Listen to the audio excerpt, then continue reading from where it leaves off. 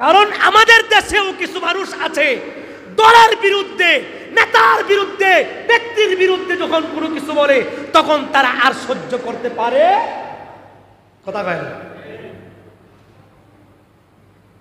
গাও জ্বলে। অথচ ধর্মের অবমাননা, নবীজির অবমাননা, ইসলামের অবমাননা চুপ করে সয়ে যায়। কিন্তু নেতা নেত্রীর কিছু বললে তখন আর ঘরে থাকে না, লাভ দিয়ে উঠে কথা কয় না।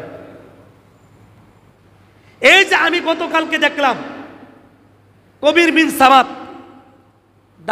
দাওয়াতের কথা বলে, দিনের কথা বলে একটা ওয়াজের মধ্যে কবির বিন সামাদ ওনার মাহফিলের মধ্যে দেখলাম এই অকাত্য ভাষায় গালিগালাজ করছে।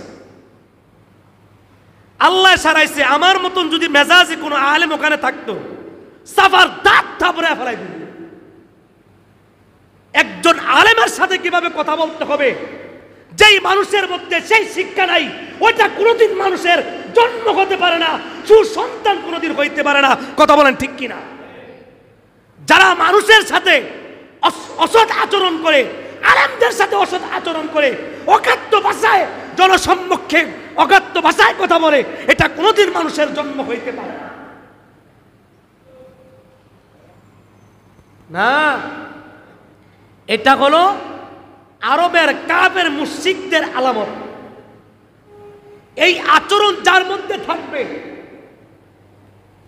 ইসলাম বিদ্বেষীদের সাথে আপোষ করে, কাফের মুশরিকদের সাথে আপোষ করে, ইহুদিদের সাথে যারা সমঝোতা করে, বুঝতে হবে এরা প্রকৃত কখনো মুসলমান হইতে পারে। ইহুদি জাতিদের সাথে যারা ইসলাম বিদ্বেষীদের সাথে আপোষ করে, এদেরও পরিণতি পশ্চিমকালও ভালো হবে না। তো নবীজি যখনই বলেছেন এক আল্লাহ তাআলার কথা, এই আবু লাহাব, উতবা, সাইবা এদের মাথা গরম হয়ে গেছে।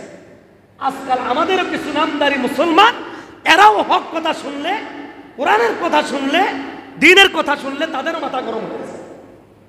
এরকম মাথা মোটা আছে না নাই? তো আবু লাহাব কি করছে? নবীজি এই কথা বলার পর আবু লাহাব দুই হাতের মধ্যে দুইটা পাথর নিছে,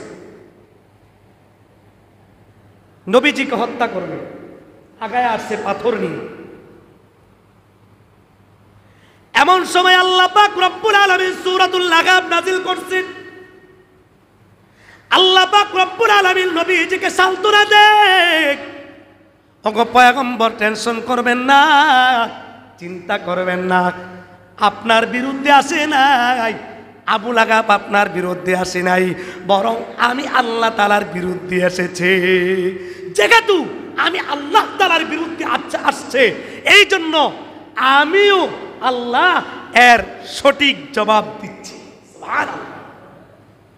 আল্লাহ তাআলা আয়াত নাযিল করে জানায় দেয়, তাব্বাত ইয়াদা আবি লাহাবিন ওয়া তাব্বা, আবু লাহাবের দুই হাত ধ্বংস হোক, ওয়া তাব্বা ধ্বংস হয়ে গেছে, ধ্বংস হয়ে গেছে।